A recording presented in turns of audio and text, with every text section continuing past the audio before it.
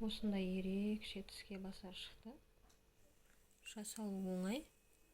Дәмі деген енді бомба ғой. Бомба.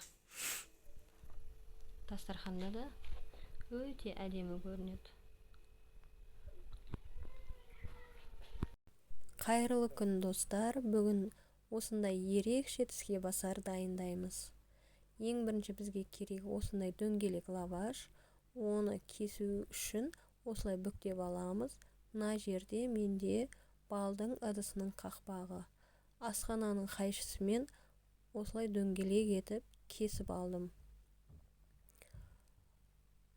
Одан кейін мына жерде ақ ыдыста соусты дайындағаным түспей қалыпты видеоға.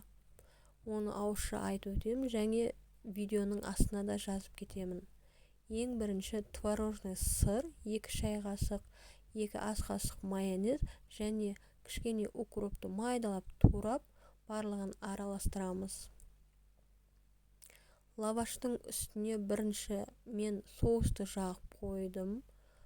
Бұл жерде қателік болды. Ең бірінші жасағаннан кейін, бұны орап қойғаннан кейін, 2 сағат тұрғаннан кейін лаваштың асты сәл ылғалданып қалды.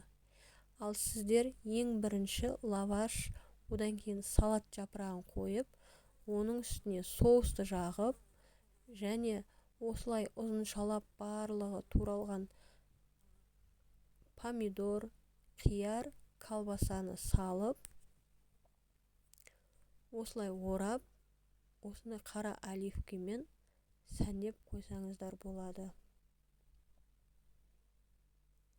Міне осындай әдемі тіске басар шығады.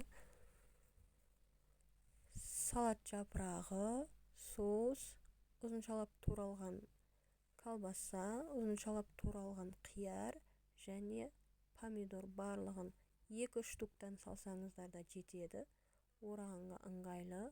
Осылай қара зәйтүнді арасында дәнегі жоғын алып, ортасынан кесіп, осылай сәндеп қойсаңыздар болады. Ұнаса